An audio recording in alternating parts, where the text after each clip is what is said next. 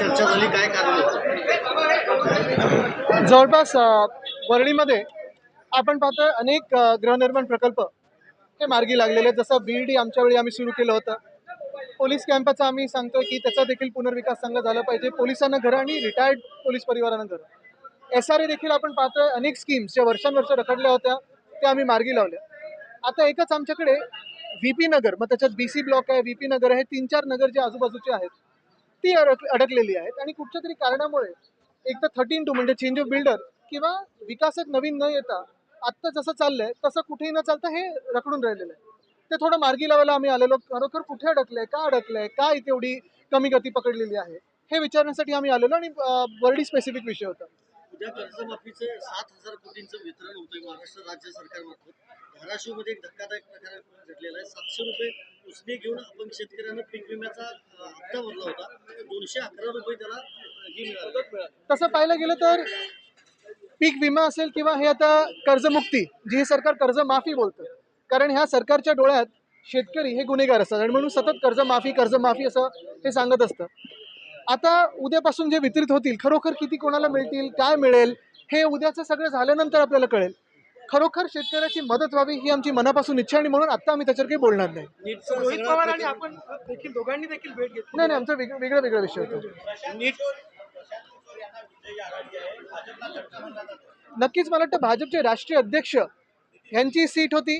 गेले 25 वर्ष भाजप जिंकत आली होती आणि तिथे आता बदल होतोय. हे देशात बदल होण्याचे चिन्ह आहेत. 158 खटले प्रलंबित आहेत. परीक्षा गैरव्यवहार जे काय आतापर्यंत आहेत 22 वर्षापासून 158 खटले प्रलंबित आहेत. सुनावणीच झालेली नाही. नीटचं सगळं प्रकरण बाहेर आलं, मात्र ही 22 वर्ष अजूनही प्रलंबित आहे. मला वाटतं आता रात्री काही इंस्टाग्राम रील्स तुम्हाला परत येतील मित्र म्हणून, तर त्याच्यावर कळेल. म्हटलंय की फडणवीस जर दिल्लीमध्ये गेले आणि अमित शहा मोदींना भेटून जर ते PM झाले तर त्याचं स्वागत केलं जाणार आहे. महाविकास आघाडीची भूमिका काय? मला वाटतं भूमिका फडणवीस साहेबांनी पहिली स्पष्ट करावी. त्यांची स्वप्न काय ती स्पष्ट करावी, मग आमची भूमिका आम्ही सांगू. पण मी आधी पण हे सांगितलेलं आहे की कदाचित हे आत्ता जे अधिवेशन होऊन गेलं हे मुख्यमंत्री म्हणून त्यांचं शेवटचं अधिवेशन, ते कदाचित दिल्लीत जातील मी सांगितलं. फडणवीस स्वतः म्हणतात की ते महाराष्ट्रातच असतील म्हणून. आता तुम्हाला भाजपची सगळी रणनीती माहिती असते. जे नाही होणार ते सांगायचं होणार आणि जे होणार ते 100% नाही होणार सांगत असतं.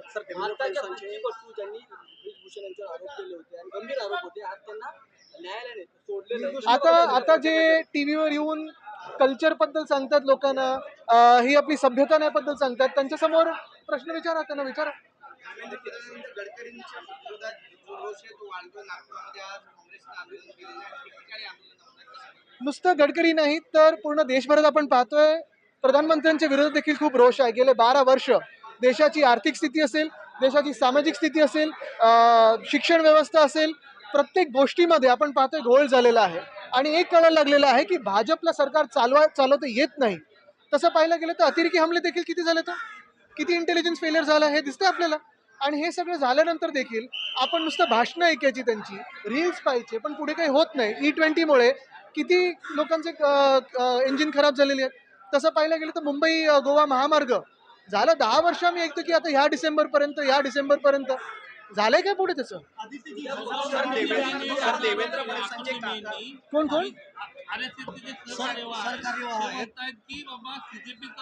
आंदोलन झालं ते संविधान विरोधी होतं. मला वाटतं भाजपला स्वतःचं संविधान या देशावर लादायचं हे दिसायला लागलं आणि म्हणून 2/3 मेजॉरिटी हे मागत आहेत. डिलिमिटेशन हा एक बहाणा आहे, पण जे अधिकार तुम्हाला दिलेत, जे हक्क तुम्हाला दिलेत ते तुमच्याकडून काढून घ्यायचे आहेत आणि म्हणून भाजप 2/3 साठी काम करते. मोहन भागवत 6 ऑगस्टला मोहन भागवत संवाद साधणार आहेत.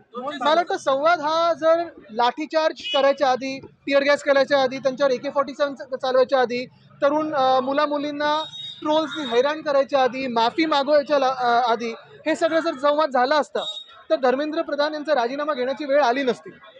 हा संवाद खूप उशिरा होत आहे. देर आहे लेकिन दुरुस्त नाही आहे असं होत आहे. आणि त्यांना प्रीच करून काय होणार नाही, त्यांना सभ्यता आणि कल्चरबद्दल काय सांगून काय होणार नाही. संवाद हा दोन्ही बाजूनी झाला पाहिजे.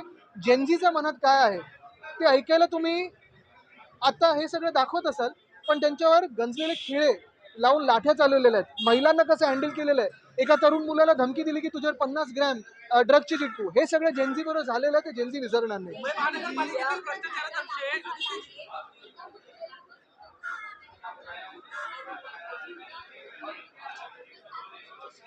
असं आपल्या देशात पक्ष उल्लंघन कायदा पण आहे, पण त्याचं काय झालंय हे आपण पाहतोय. गेले 4 वर्ष त्याच्यावर प्रलंबित आहे.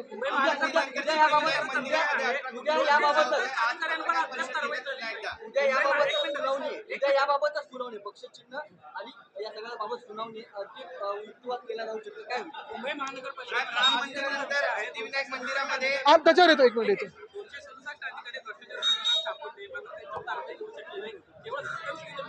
कारण ही जर कारवाई केली तर अगदी उपमुख्यमंत्री कार्यालयापर्यंत ही कारवाई जाईल हे त्यांना माहिती आहे.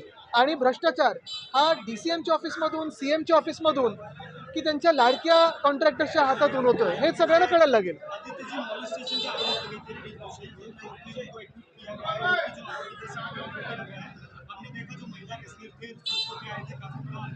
बिल्कुल, आज क्लीन चिट मिली है. जो अभी हमें पिछले 10 दिनों में कल्चर सिखा रहे हैं, भाषा सिखा रहे हैं कि ये सभ्यता है, वो सभ्यता है, उनसे सवाल पहले हो कि ये किस सभ्यता में बैठता है. मुझे लगता है कि यही बदलाव की जो एक हवा है वो देश भर में घूमेगी. और गए 20-25 साल से जहाँ भाजपा हारती नहीं थी, मुझे लगता है रविशंकर प्रसाद जी ने भी कहा था कि वहाँ कोई भी दे दे, बहुत ही एकदम गलत शब्दों में कहा था, तो भी भाजपा ही जीतेगा. अभी दिखने लगा.